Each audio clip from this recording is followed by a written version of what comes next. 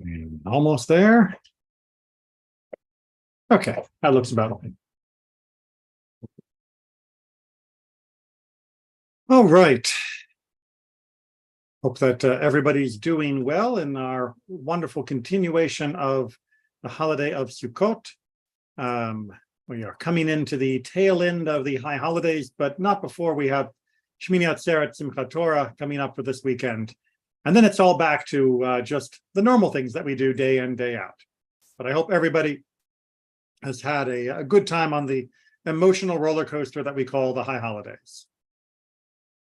Let's go ahead, though, and get down to work and pick up from where we were. We weren't able to meet last week because I was dead on my feet from the Sukkot, the Sukkah building, rather. And I do not think I would have been a very instructive instructor. So hopefully today I'll be able to give a better recounting for the end of Chapter 7 and Chapter 8. So Chapter 7, Mishnah 5, we are carrying on with where we left off, which is the advantage if you are one of our YouTube watchers, because you could have watched the end of the last one and then hit next, and you'll be right here without a 2-week delay.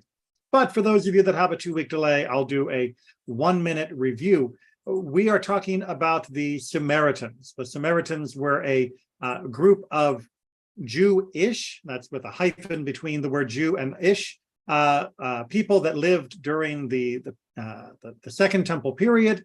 There are a few Samaritans still left in Israel today, but at that time there was a tense relationship between them and the mainstream Jewish community.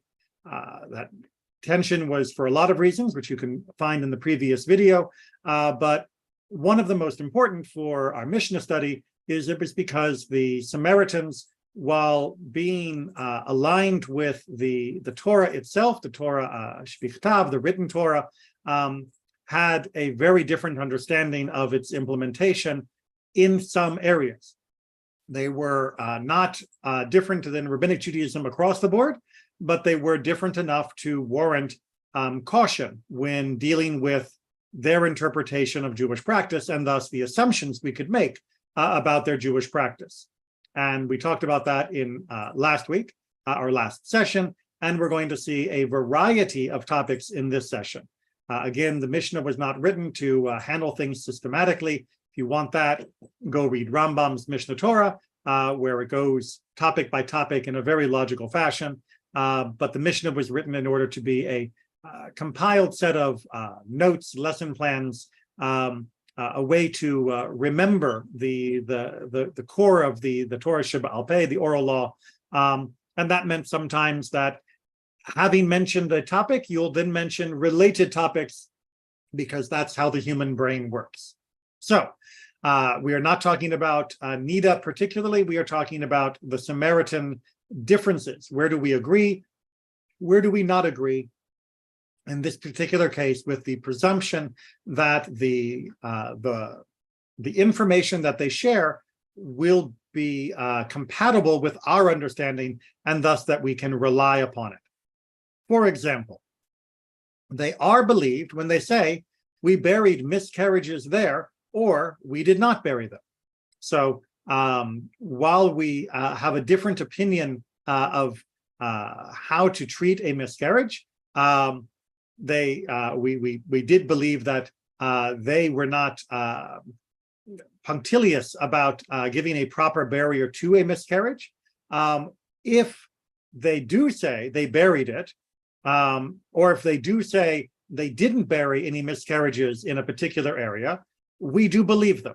While their standard practice may be different, like we talked about in the last session, if they indicate that they did bury them in a certain place or didn't, then we will use that information to make rulings upon the issue of the ritual impurity that might come from that zone. They are believed when they say concerning a beast, whether it had given birth to a firstling or had not given birth to one. So since they also have this idea of Bechorot, the firstborn animals, as having special status based upon Torah, while they may implement it differently, we would expect them to A, have been paying attention and to record it, and B, to be honest when saying whether or not an animal has had a firstborn or not. So in that case, again, we will trust their testimony. They are believed when giving information on the marking of graves. So for those places that do have graves, if they say that it is marked or it is not marked, that if there is a grave or that there isn't a grave there because there's no marking for it, we trust them. We believe that they, like us, treat our cemeteries very seriously, not only because of the honor given to those that are deceased, but because of the issue of tumah, of ritual impurity. We will accept their testimony on those topics. All right, everybody following me so far? Excellent. Let's get into where we disagree. But they are not believed either in regard to overhanging branches or protruding stones or Beit HaPeras. Okay, so these are other issues of ritual purity that have to do with the rabbinic concept based on Torah. Just remind you that that there are ways to create a tent, an ohel, that will then cause ritual impurity to be transmitted within that zone. The Torah speaks very explicitly about an actual tent. If a person dies and the body is in the tent, then everything within the airspace of the tent will become ritually impure. But the rabbis also explain through the logic of the analysis of the Torah that this can also apply to things other than tents, not just a house, but even such things as certain types of tree constructions, the way the branches can create a zone, or indeed the way stones leaning out over an area can create a zone that would have the same status as being under the roof of a tent. The Samaritans, however, did not believe this. They didn't hold to the same interpretation, and as such, expect them to be accurate in their descriptions of whether something was buried under an overhanging area or an overarching stone area, because they would not treat it the same way. Likewise, this Beit HaPeras is a place that used to be a graveyard, but at some point it had become plowed over. So now the markers are gone, but the memory of the cemetery is still there. And we have a tradition that if people will tell you this used to be a graveyard, then we treat it as such. And if they tell you it's not, then we do not. But since they have a different relationship to this topic, their testimony on it is not considered accurate enough to be acceptable for our determinations. And then we get a nice general rule. This is the general rule. In any matter in which they are under suspicion, they are not believed. And of course, the corollary is that if they are not under suspicion, then they are believed. And this is based on the general rules that we've just looked at and the general relationship with the Samaritans during the Second Temple period, that if they are suspected of not keeping Torah in our manner, then we don't believe them when they give evidence about that. If we believe they are keeping Torah in our manner, then we would. As Dr. Kolb points out, this is a very interesting rule of thumb. As we talked about when we first introduced the Samaritans in our conversation, it would be easy enough to say, they're not Jewish, we don't believe them. But the rabbis recognized that they did hold to many of the same rules as we do. Excuse me. And as such, it would be wrong. It would be certainly, from a practical point of view, a waste to not accept their testimony, but that it would also be implying that we thought they were lying. We don't believe that they would be deliberately lying unless the individual is untrustworthy, but we can believe that they would be mistaken.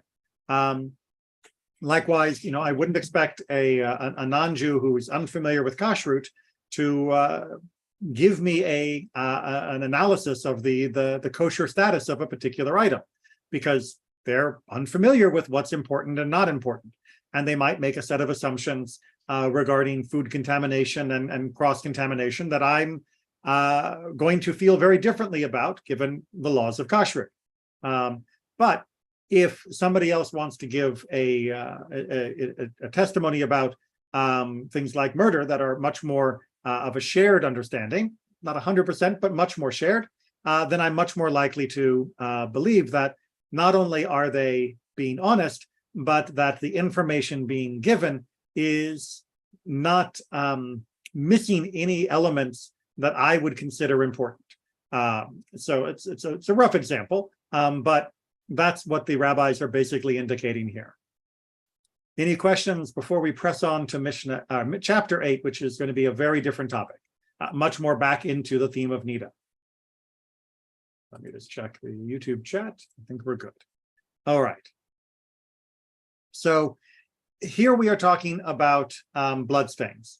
Now, we touched on this topic before in chapter 7, but here we're going to go into much more detail. Again, you might have thought that talking about the particulars of the observation should come first, and the small fringe cases of what to do with a Samaritan should come second, but that's not the way the Mishnah was compiled, and so that's not the way the Mishnah talks. Again, if you want to get systematic, go to Mishnah Torah. All right, so the issue here is that we know that there is a practice of actually doing the bedikah, the checking for the signs of menstruation. We talked about this before with the use of a cloth at different times in the day, at the right time of the month, and before and after intercourse.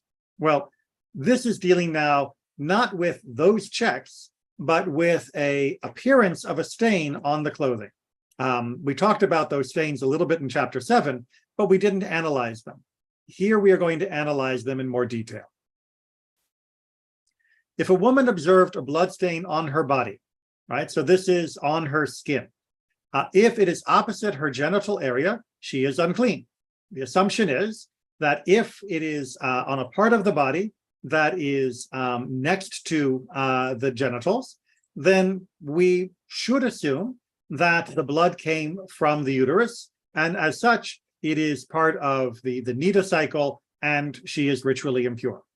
But if it was not near the genital area, she remains clean. She is not considered to be ritually impure just because she found blood, if the blood is in an area that is fundamentally unlikely to have been in contact with the genital area where the uterine blood would have exited. All right, let's get some examples. If it was on her heel or on the tip of her large toe, she is unclean. All right, now you're probably thinking to yourself, wait a minute. How is your heel or large toe the opposite, meaning in proximity to your genitals? I mean, that's at the other end of your foot. And I understand that perplexity, but that just means you've spent a long time not sitting cross-legged on the floor. And our ancestors spent a long time sitting cross-legged on the floor. If you sit cross-legged, then you'll know that your heel and your toes indeed will fold in and be exactly in the area where the blood flow might occur from. So it makes perfect sense that if you find blood there, that you shouldn't think, oh, I must have stepped in blood, or the blood must have hit me from something on my foot. Instead, the assumption needs to be that it was pressed against that area, and that's where the blood came from. This should also indicate that people were often in a state of dress that didn't have as many layers, and certainly didn't have as many non-permeable layers as we are familiar with today. So it would be absolutely possible for a woman to be sitting in her tunic-ish clothing, and for the heel to be pressed up in a way that it would receive part of the blood, but the tunic itself would not have gotten dirty. So that is something that we often fail to take into account when we are imagining the past. Their clothing was much simpler for the average person. Their comfort within their own, more exposed clothing is different than our modern version. Likewise, on her thigh or on her feet, well, we can't just say the entire thigh, we can't say her entire foot. If on the inner side, she is unclean. If on the outer side, she remains clean. And if on the front and back, she remains clean. So you just have to take a look at your own thigh, and you look down, and you can imagine that if there was a uterine discharge, that the inside of the thigh is absolutely in the target area. But the outside of the thigh, where your pockets are, for example, on your trousers, you are very unlikely to find blood there, but not on the inside. And perhaps I should point that out just in case anybody thought this was a weird loophole, and your whole body is covered in blood from the waist down. If it's in the area as well as other areas, then without any other explanation, we assume that it is from the uterine issue. So if it's here on the inside, the inner part of the thigh, then it seems obvious that should be our assumption. On the other hand, if it's on the outside where your pockets go, where your hands dangle down, then you would not assume that. And that means that her default status as being ritually pure would continue despite the presence of that blood. And if it's on the front and back, likewise as well, it is considered to be from some other source, unless, again, we have reason to believe otherwise. And that means she remains ritually pure. Yes, Eric. Rabbi, did you say if it's on the inside and the outside, it's presumed to be menstrual blood? Yes. If it's on the inside, again, with no other reason to believe that it's something else. She wasn't slaughtering a cow immediately before this. She wasn't, fighting off a bandit and stabbing them with a knife. If she has blood that is both on the inside and also on the outside, then, as we'll see a little bit later on, then we're going to assume that there's been some movement, especially if this happens in the morning or in similar circumstances where there was time for things to be moved. I thought if she had a cut on her arm or something that could have dripped onto her leg, even though it could potentially land on the inside, that would make her presumably clean, right? Well, like I just said, if there is a reason to suspect the blood came from another obvious source, then we have to consider that in the ruling. This is talking about a situation where we have no other obvious reason to believe that the blood came from anything other than her. All right, thanks. And we are going to get to that general idea of, well, what happens to the bloods not from her? How do we tell the difference? And that's coming up in just a bit. So now we're moving from her skin to her clothing. If she observed it on her garment, well, below the belt, she is unclean. But if above the belt, she remains clean. All right, so what's the difference here between our skin? Well, it's that our tunics move around. Our clothing moves around.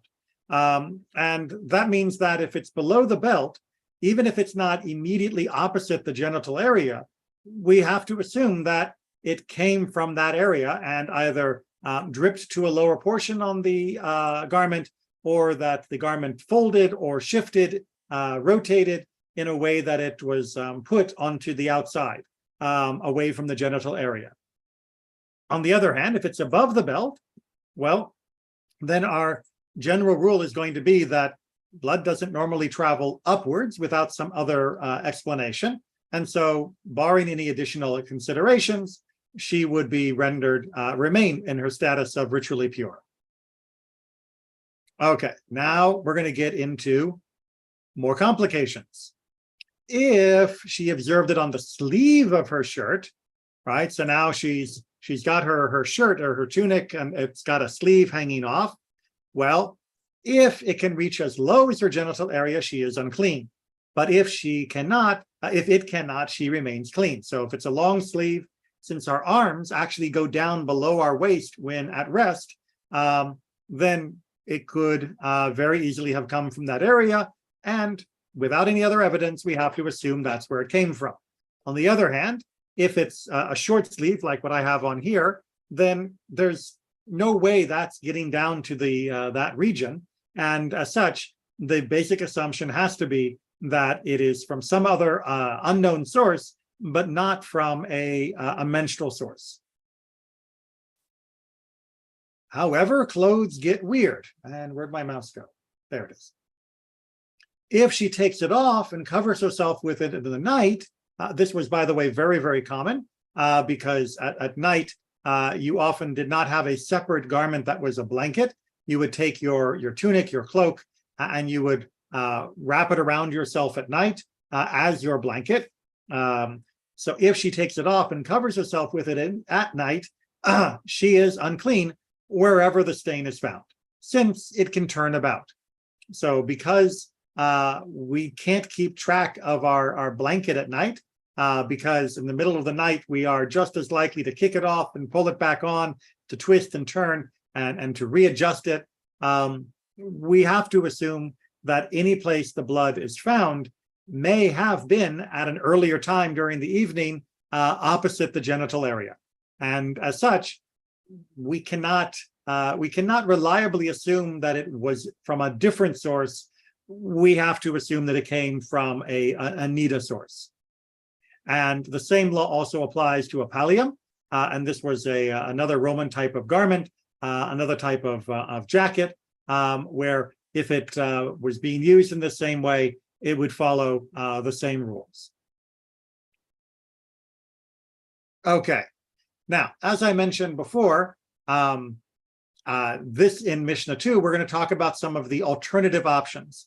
Now, again, I had to bring this before we began in a general way, because otherwise Mishnah 1, chapter 1 wouldn't have made much sense. But here we're going to go into more detail. A woman may attribute a bloodstain to any external cause to which she can possibly attribute it. If, for instance, she had slaughtered a beast, a wild animal, or a bird, or if she was handling bloodstains, or if she sat beside those who handled them. So let's do the very common ones that we can all connect to. She's slaughtering an animal, very, very common. Yes, eventually it was more common to have a dedicated shochet, but there was no reason why a woman couldn't have been a dedicated shochet, but even more likely she was simply slaughtering animals on the farm and would be the one responsible. Whether or not she was actually responsible as the shochet, or whether she was slaughtering an animal that had died of natural causes and that she was simply dismembering to feed to the dogs, that's not important, because right now what we're talking about is the blood. And that blood is definitely attributable to the slaughtering that she was doing. For those wondering the difference between a beast and a wild animal, that's the translator here trying to make a distinction between a domesticated and a non-domesticated animal. And likewise, if she's sitting next to somebody who's handling bloodstains, well, if you're handling bloodstains, blood's going to get around. Now, if she killed a louse, she may also attribute the bloodstain to it. So a louse, the little blood-sucking bugs that used to be a scourge throughout humanity, and which we still don't like, but thankfully are generally spared from having to deal with too often. Well, if you had a louse and you grabbed it and you killed it, it would pop, it would create blood. And you might do that even if you didn't know that you do that. Something's itching on your leg and you reach down and slap, well, you might have killed a louse down there, and it's going to make a blood stain. So that is a potential source of stains, and she is allowed to say, that's a stain from a louse. However, or rather in detail, how large a stain may be attributed to a louse. After all, if I've got the equivalent of an entire cow on my chest, I can't really just say it was because I killed a louse. Rabbi Hanina ben Antigonos says up to the size of a split bean. and even if she did not kill it. So even if it wasn't completely dead, or she just smashed it, or she rolled over and crushed it in her sleep and didn't even realize it, if it is just a tiny drop of blood, literally the size of a split bean, then we can say that probably came from a louse. It was unfortunately a very common issue in the ancient world, well, up to the modern world, rather than attributing it to a menstrual issue. Also, she may attribute it to her son or to her husband. And if she had a wound that could open again and bleed, she may attribute it to it. So there are many, many different exceptions to this blood stain that we can say are not from Niddah, but instead are from these other sources. Now, you may be speculating, hypothesizing, pondering, maybe even shouting at the screen, that doesn't seem legit. I mean, she can just say, oh, that little drop of blood, I killed a flea. And we're supposed to just believe that without any evidence? That she can just say, oh, I was killing a chicken yesterday, and that must be where it came from. Well, again, she would have had a bedikah, she would have had a check, so it's probably not a yesterday issue. But yes, she was trusted if she could attribute it to a probable cause, and that the halakha was not to interrogate her, the halakha was not to disbelieve her, and the halakha did not side on the attribute of what many would call stringency. Now, why am I putting stringency in air quotes like that?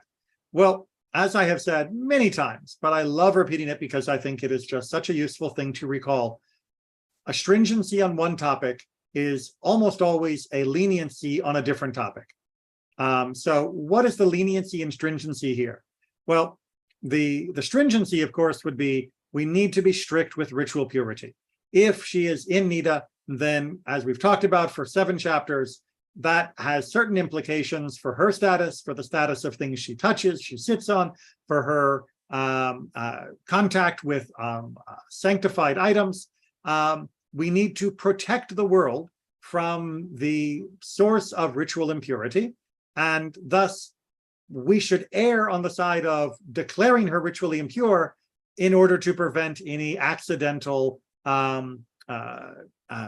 contact from somebody who is ritually impure. Better to be safe than sorry would be the adage. But that's actually being lenient, and it's being lenient in a number of ways. One, it's being lenient, that is to say, it's not being strict about her right to partake of things that she has a right to partake of, whether it be a sacrifice, whether it be the truma if she is married to a Kohen or from a Kohanic family, or whether it is intimacy with her husband. To declare her Niddah when she is not is taking away from many things that she has a right to, that she is told are hers. So to be careful on Niddah is to not be careful about those other topics. And the rabbis were not prone to doing that. They liked to try and figure out what the actual rule was, and not to just say, we're just going to value one aspect of halakha much more than any other, and thus put up such an enormous protection barrier that we know we will be regularly, routinely, constantly prohibiting things that should be permitted. The rabbis were not in that frame of mind. Modern world, yes, contemporary orthodoxy in particular, due to the sociological pressures following the Enlightenment and the creation of the Reform movement, they have often valued stringency on issues of ritual purity or such topics more highly than other aspects of halakha for sociological and cultural reasons, but not halachic reasons, really. And it's their right to adjudicate for their communities, but we should recognize that there is a finger on the scale. All right, let's carry on where we are. Mishnah 3. It happened that a woman came in front of Rabbi Akiva and said, well, what happened? She said to him, I have seen a bloodstain. He said to her, perhaps you have had a wound?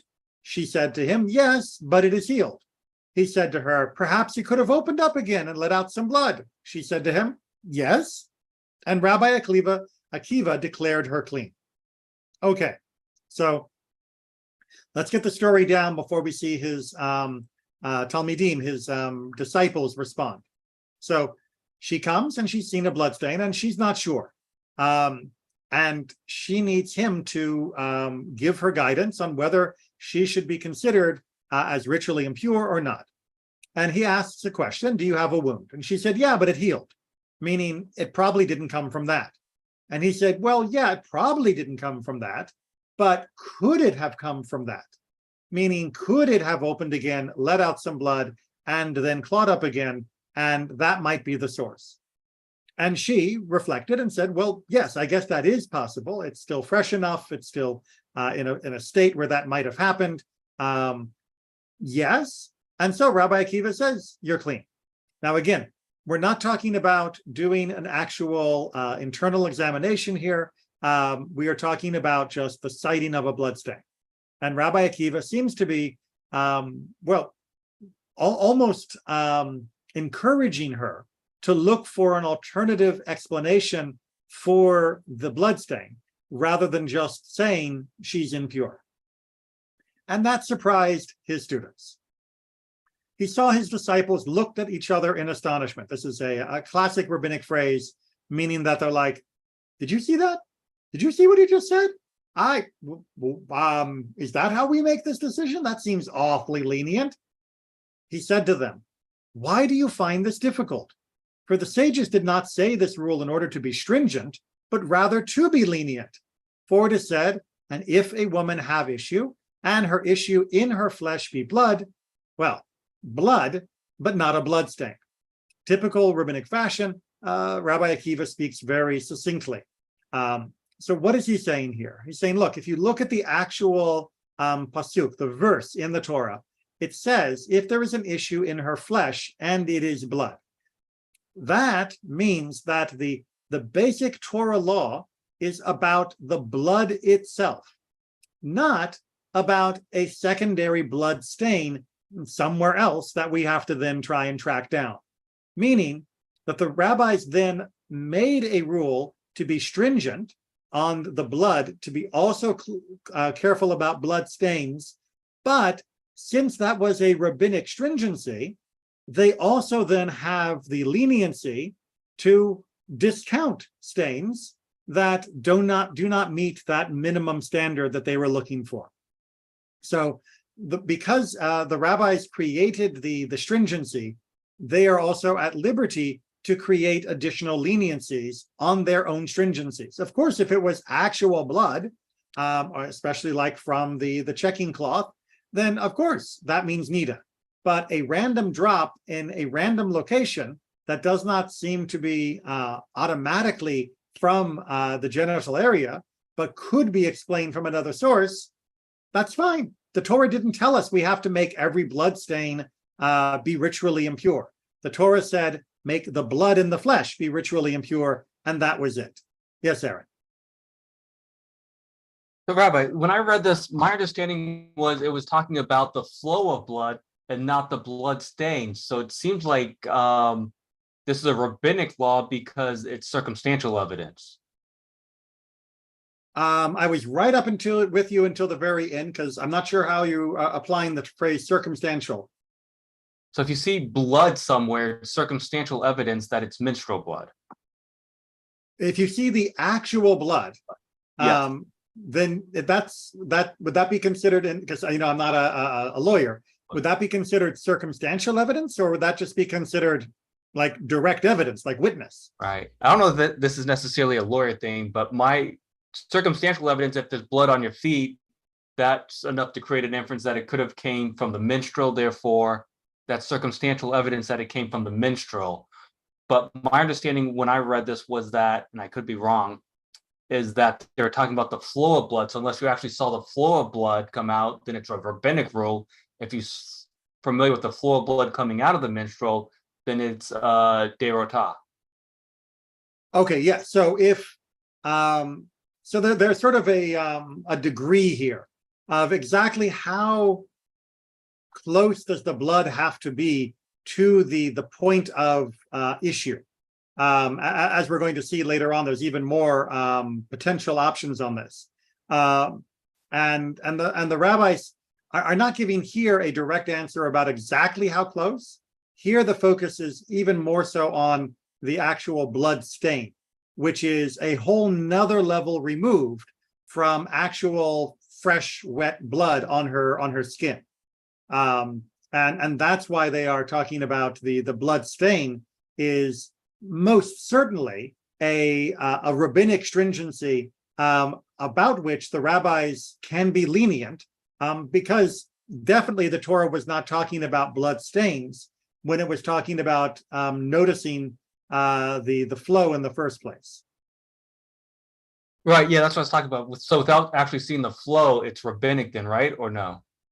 Right. Well, so again, the place I'm being hesitant and making a blanket statement is if the blood is like, she's sitting down and she's knitting and she's cross-legged, and when she goes to stand up, she sees blood on her heel. I believe the rabbis would consider that to be the actual blood flow. It's not. I'm just trying to make sure that we're not talking about the motion of the blood. It's the direct, immediate evidence is what they would consider to be the Torah's concern, not the residual evidence in the blood stain. All right. And going over a book I'm reading right now on the Sages, wasn't Rabbi Akiva said it's preferable to try to permit, and so he was known for leniency? Well, yes. I mean, so in different categories, in different fields, rabbis would have a tendency to interpret in a way that would, like I was just saying, tend to be more lenient on some things while being stricter about others. And here we see him being very strict that unless we have very strong evidence that it is from the menstrual flow, we should not declare her ritually impure. Yeah. So definitely rabbis had different tendencies on different topics. Yeah, but I was talking about but Akiva in particular, though. Akiva in particular was known to be lenient or permit, right? So what you end up with within the rabbinic community is a way that is considered to be more, how am I going to say this without sounding like a California hippie? More compassionate, more understanding, more livable for the community. Now, in the modern parlance, we would definitely call that lenient rather than strict. But that was, in my opinion, because Rabbi Akiva and others were trying to be strict about making sure Torah was interpreted in a way that would make it compassionate and livable for the people in their generation. Not to transgress, of course not, but within the boundaries of what could be an interpretation to be strict in a way that would make the Torah more accessible, livable, and understandable to the people in their care. All right. Makes sense. 8.4, we continue on with our talking about the blood here. A testing rag that was placed under a pillow and some blood was found. If it is round, it is clean.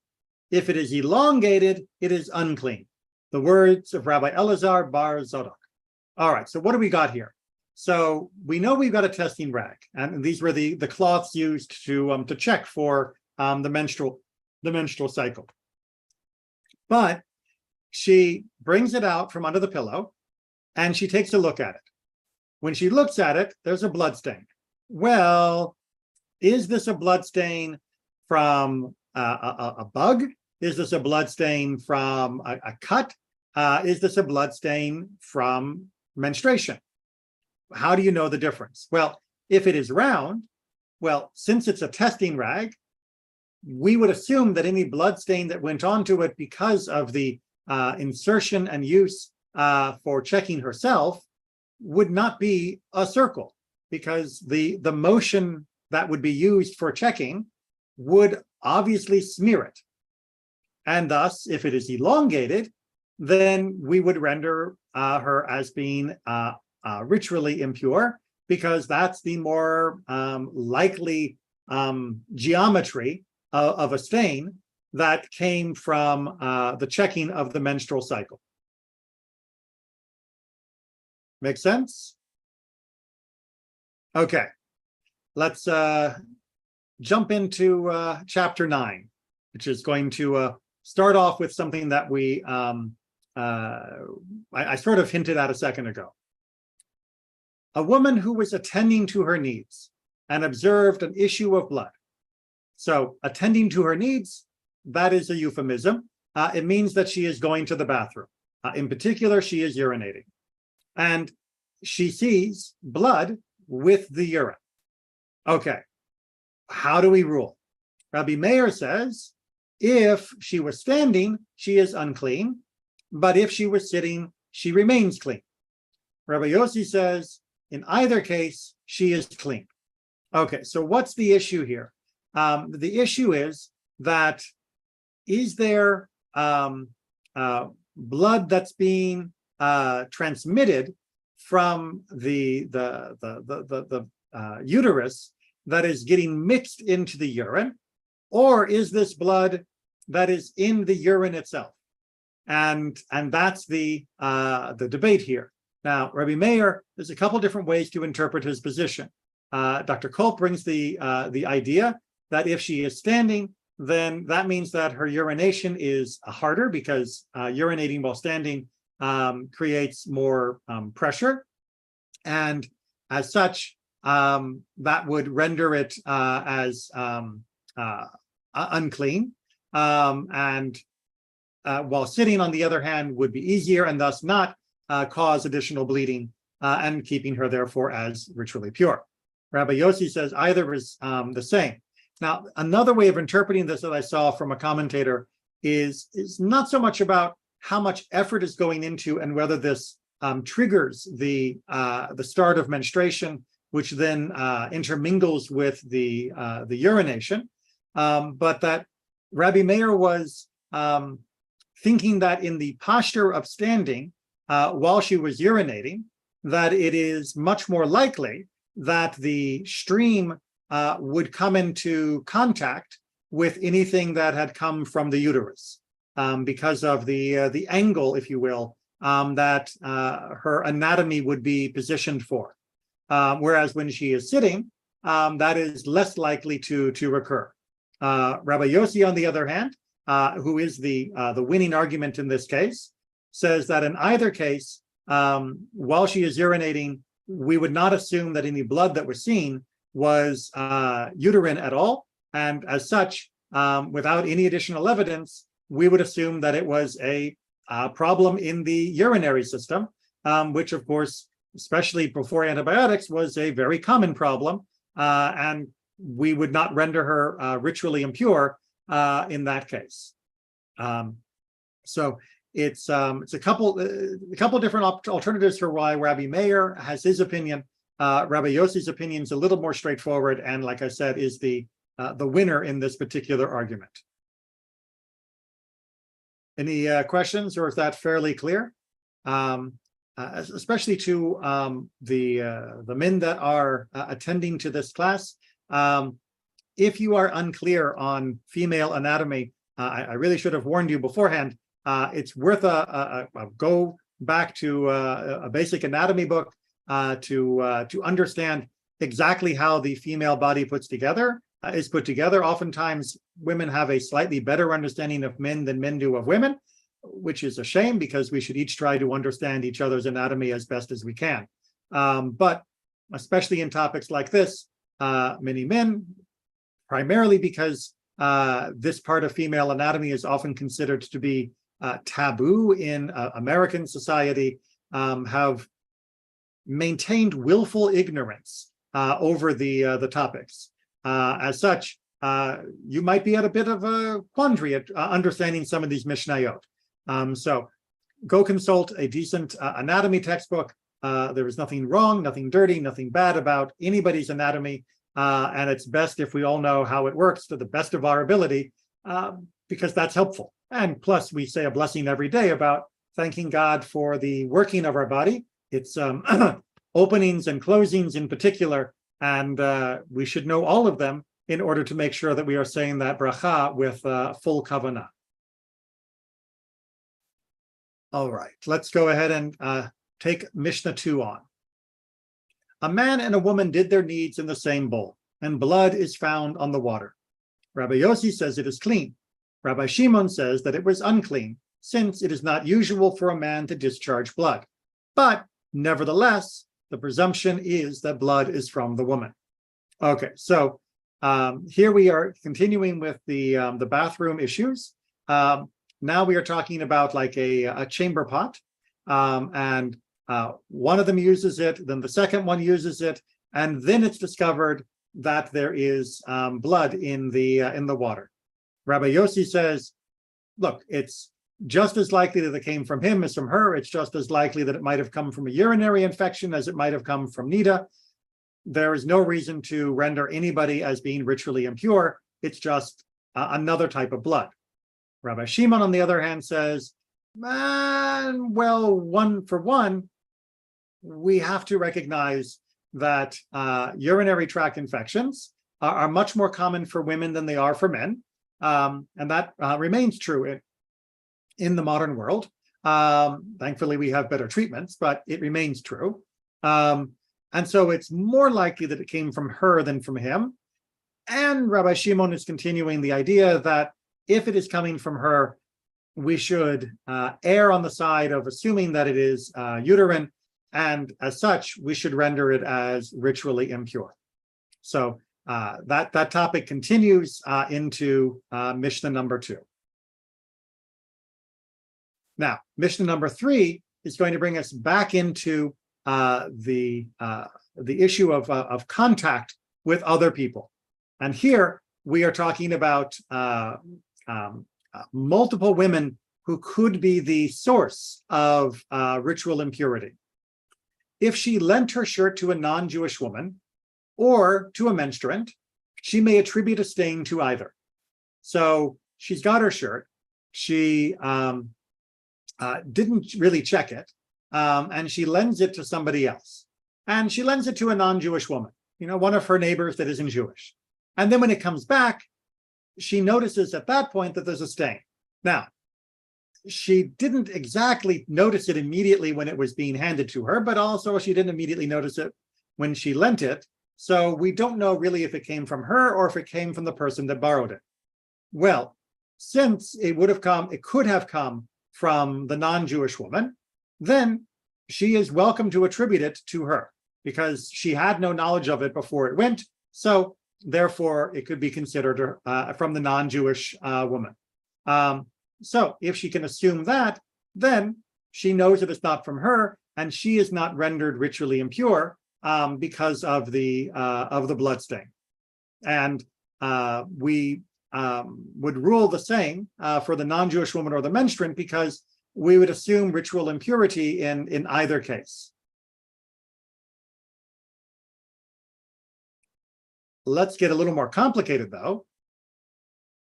If 3 women had worn the same shirt or had sat on the same wooden bench and subsequently blood was found on it, all are regarded as unclean.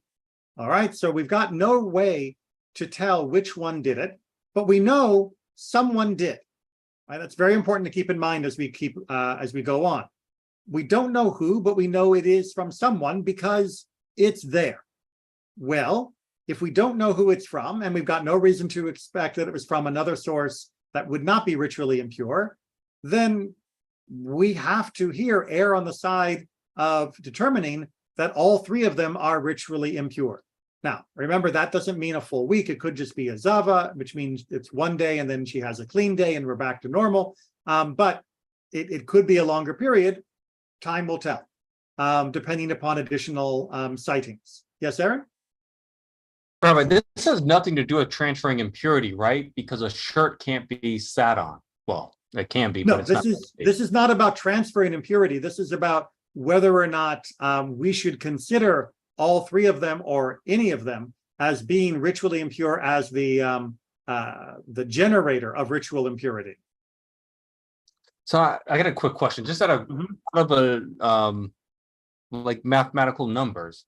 If there was a non-Jewish girl and a minstrel girl, and then you, why does well, let's go back to the non-Jewish girl and you. Why does the number go up if there's in that case it's 50-50, it's you.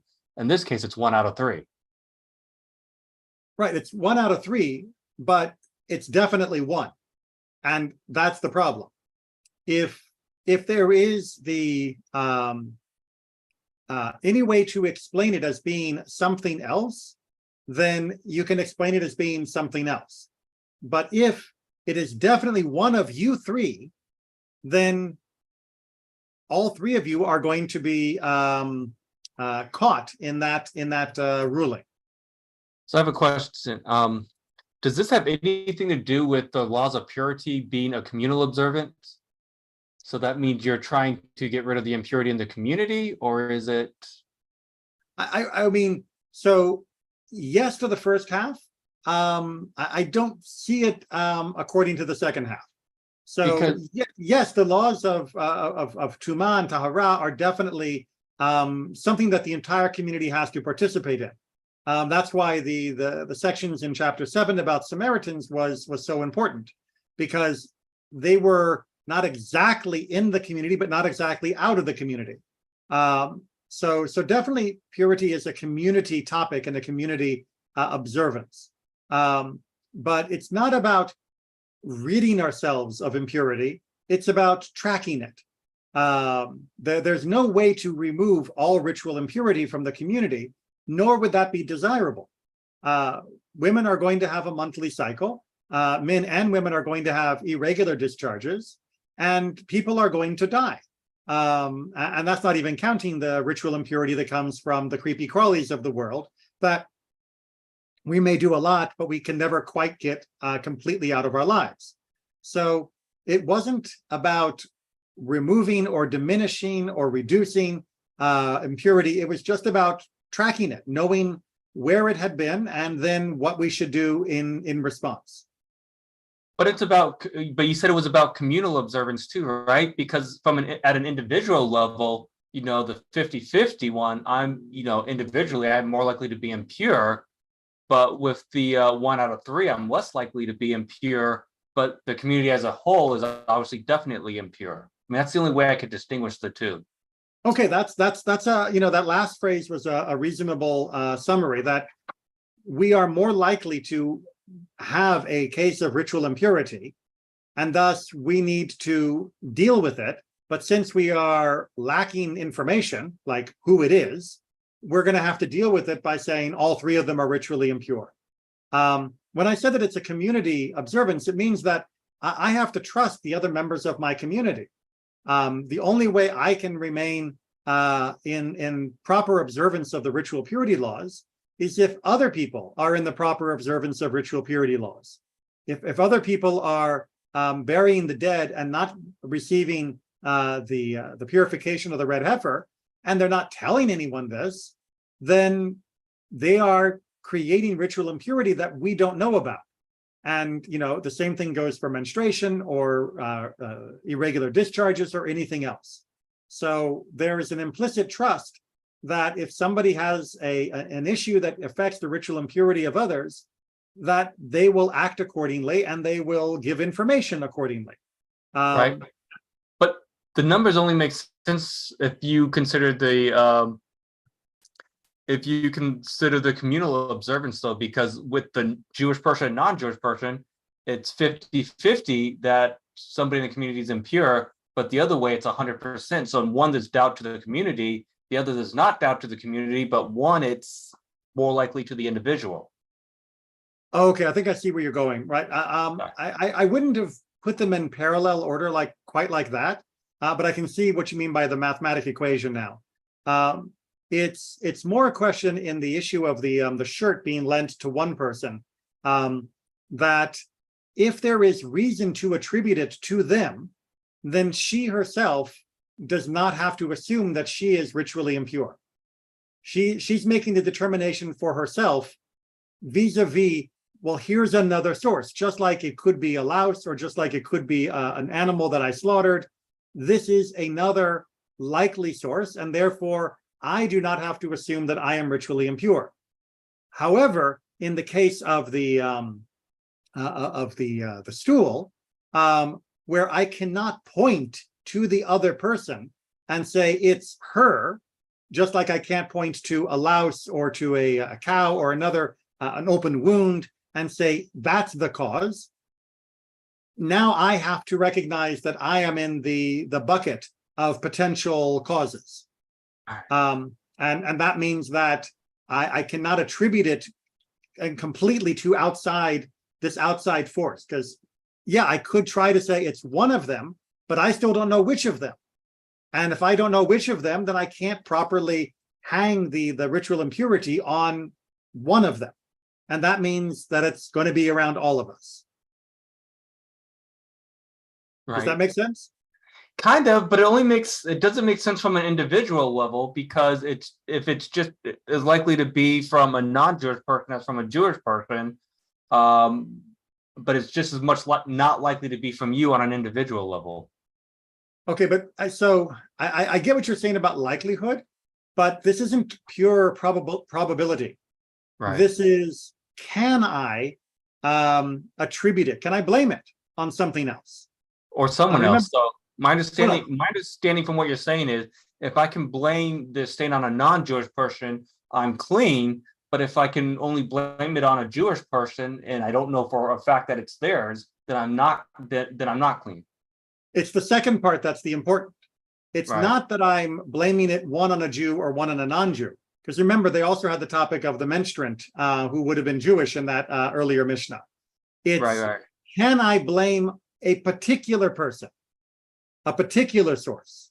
Mhm. And if I cannot confidently blame a particular source, then I can't blame another source, and I have to take that as being possibly me. So Yeah. the issue when there are three is I've just removed my certainty that it was someone else. I thought it wasn't certainty. I thought if there was you and a non-Jewish person, there's a potential that it was a non-Jewish person. But the potential makes it right allowable that I can act with certainty. Because I think it could be her, I don't have to say that it's me. I don't say maybe it's not me. I say no, it was her. Right. But if it's you're acting, yeah, it's not true probability. Right. It's how do you actually rule in the different cases? And in the case where there's only one other source that you can attribute it to, then if you can attribute it, go ahead. Remember, that's what Rabbi Akiva was showing. Right. If you can, you can. But you have to be able to have it like on one hook. You can't say, well, it must have been some of them. It's got to be her. But if it's not one, then it's many. And if it's many, then now I'm not allowed to just say, well, it could be anything. That's too vague. I have to be more definite if I'm going to attribute it to another source. Right. But I thought the fact that they were Jewish was the one that made it, and you didn't know was the one that made it. No, it's the numbers, not the religion. Really? We're going to see more of that later, but we've got to wrap it up for tonight because Mishnah 4 is a great logic puzzle that exemplifies this. So let's just do the end here of Mishnah 3, and then we'll pick up the topic again next week. If they had sat on a stone bench or the projection within the colonnade of a bathhouse, which is another type of stone seating, Rabbi Nehemiah says that they are clean. For Nehemiah says anything that is not susceptible to uncleanness is not susceptible to stains. So being stone and or attached to the earth means that it is like a natural object, and we don't worry about natural rocks, and we don't worry about these stone benches. So in that case, we wouldn't be worried about where the stain came from, because it couldn't have been transmitting anyway. It's not an issue. But let's hold off on further discussion until next week, because there's a lot more to be said. And I think Mishnah 4 has this lovely little logic puzzle, which I really enjoy. Let's enjoy that next week. Good night, everyone. Moadim l'simcha. Enjoy the rest of Chag Sukkot, and hopefully I'll see you, or you'll be seeing someone to celebrate Shmini